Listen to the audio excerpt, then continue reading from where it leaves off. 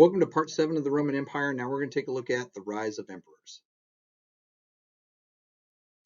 So with the death of Julius Caesar, a power vacuum was created, right? Who's going to fill this void? And there was a number of groups that tried to fill it, right? First, there were the conspirators, the ones who killed Caesar himself. They'll refer to themselves as the liberator. Of course, they're led by Brutus, and their claim will be is they're trying to restore the Roman Republic, right? They even went so far as to mint coins to signify this. Coins that on one side had a dagger and on the other side had a triangular hat. Now, the dagger, of course, was in reference to them playing stabby stabby with Julius Caesar, right? The assassination.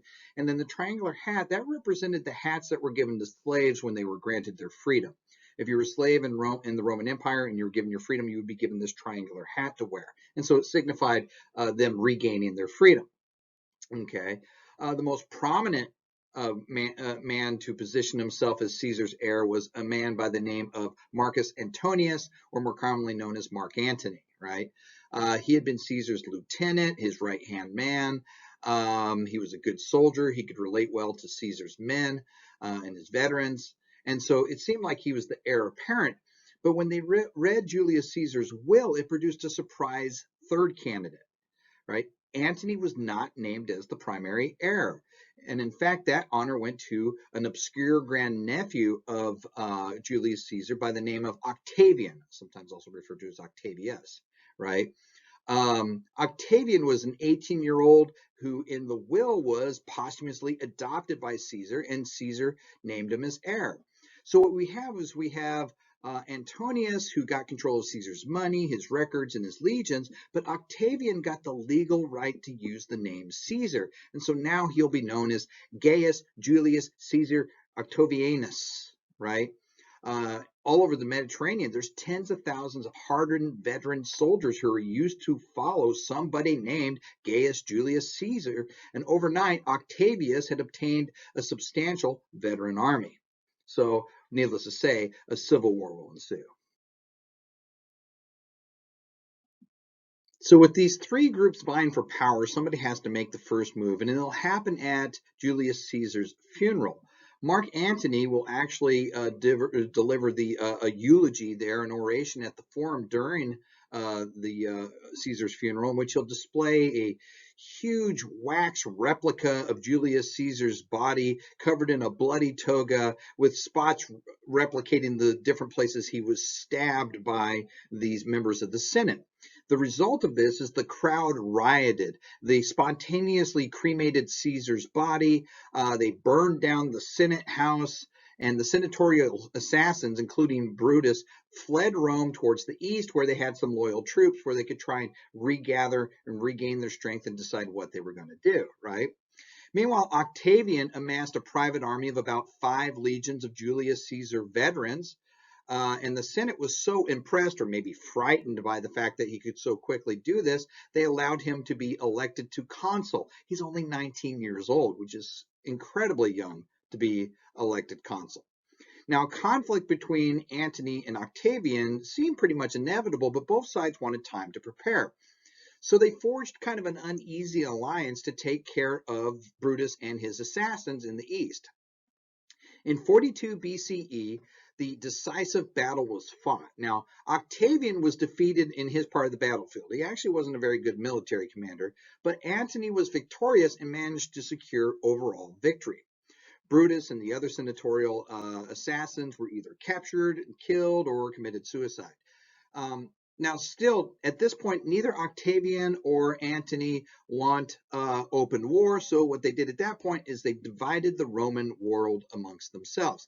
Mark Antony chose the richer eastern half, and Octavian was left with the western half, like you see here in the map, right? To cement this agreement, Octavian married his sister off to Mark Antony.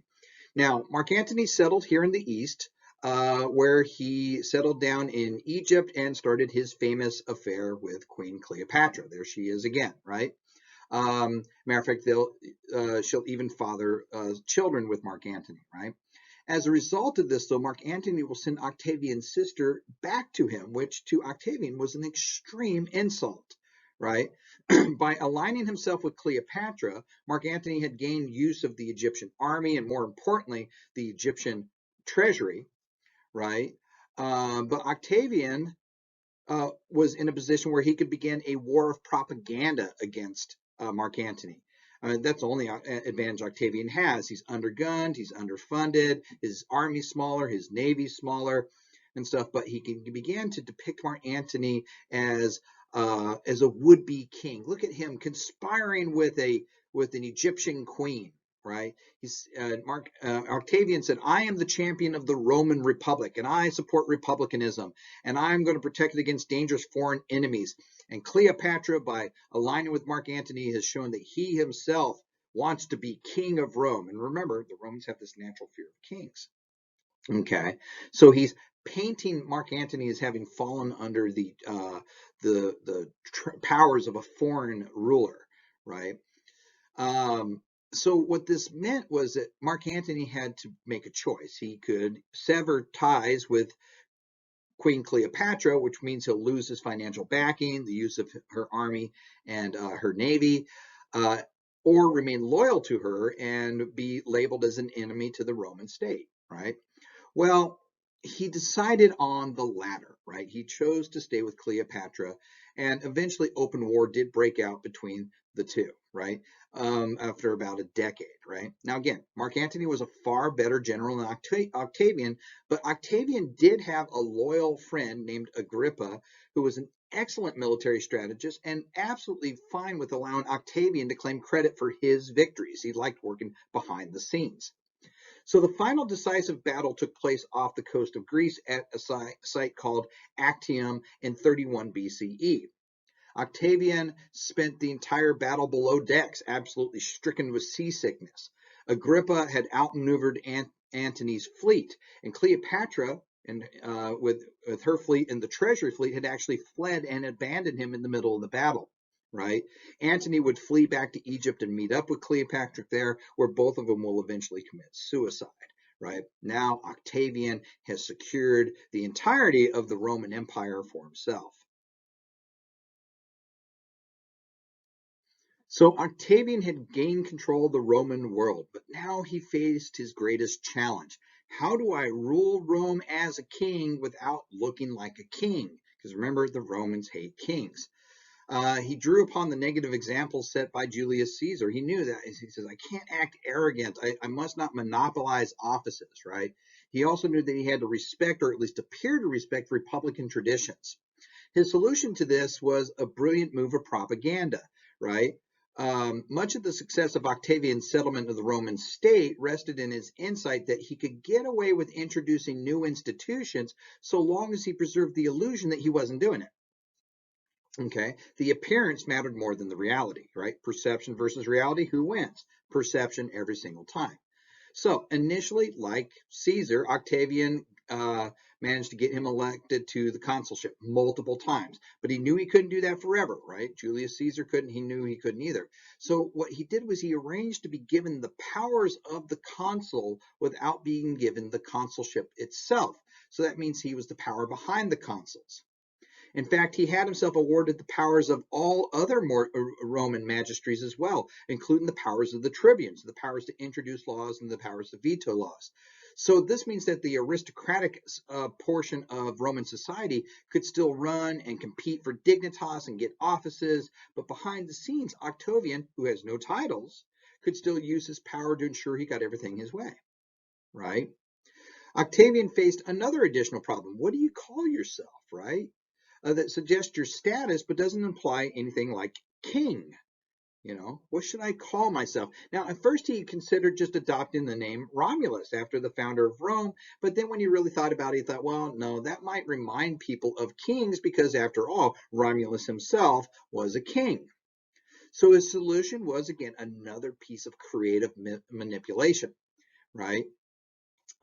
He adopted a whole series of names, which none of which individually seemed overwhelmingly threatening, but collectively indicated that he was the head of the state, right? First, he adopted the name Augustus. Augustus from the Latin root implying devotion to the gods, right? Or an object of divine qualities. so implying his piety.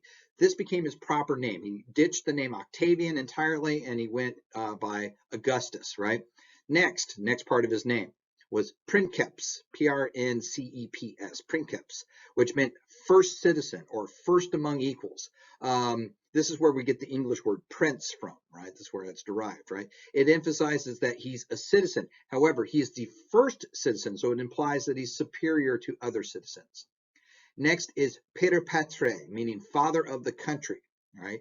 Which to the Romans not only conjures up compassionate, protective images, but also a demand of fatherly respect, because by Roman law, fathers have the power of life or death over their own family members in their home, right? And finally, imperator, which was a well-established term that was spontaneous acclamation that was bestowed upon soldiers or on a victorious general, right? Or by soldiers on a victorious general, sorry.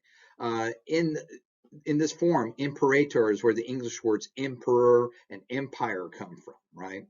But so these titles denote his power, but they also become part of his name. So his name is Augustus Princeps Pater Patrae Imperator, right? Okay, so the final element of Augustus' consolidation of power is that with all of this and being able to act with this power behind the scenes, he coupled it with acting modestly, right? He lived in a simple house, he ate simple foods, he dressed in a humble fashion, and he always treated those senators with courteousness and a deep amount of respect so that they never really gathered on the fact that he was actually controlling the entire empire and that they were really almost just window dressing. So now Augustus has established his emperorship, painted over with the disguise of republicanism, right? And people after decades of civil war are just ready for some peace, right? So they're almost willing to accept or perhaps even believe this fiction of a republic having been restored, right? Augustus' actions were enormously influential. I mean, he single-handedly created a new state, a new government, and established a model that's going to be followed for hundreds of years. With him, the republic has ended and the Roman Empire has begun. And finally, he ruled for a long time. He eliminated his rivals by 31 BCE. He's not going to die until 14 CE, right?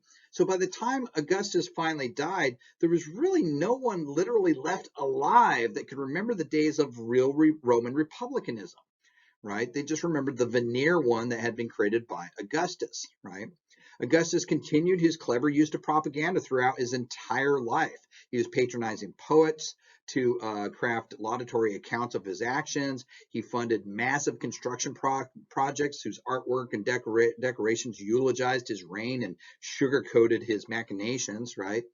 Augustus wrote an autobiography that he titled himself called Res Gestae, which literally just means some stuff I did, a very modest title, right? It's another masterpiece of propaganda. It glosses over the things he doesn't want people to remember and emphasizes the stuff that he wants to stress. For example, here's how it begins. It says, at the age of 19, at my own expense and initiative, I raised an army and used it to defend the liberty of the republic when it was oppressed by a faction. Now, if we were to say this more realistically, we would say that he raised a private army to fight a civil war against the lawfully elected magistrates of the state, right? He continues the narrative. I held no office which was not inconsistent with the customs of our ancestors. Okay, we'll go with that, right? Augustus did stop the rapid expansion of the Roman borders during his reign. I mean, granted, he did have the conquest of Egypt there in the very beginning, and Egypt was turned into a Roman province, which in doing so turned the Roman Empire into a continuous ring of territory around the Mediterranean Sea. But that's really it.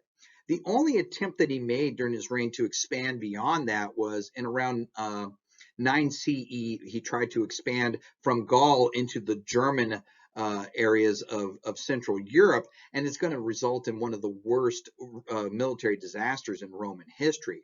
A Roman general by the name of Varus will be sent from Gaul on an expedition across the Rhine to subjugate the Germanic tribes in the Rhine region.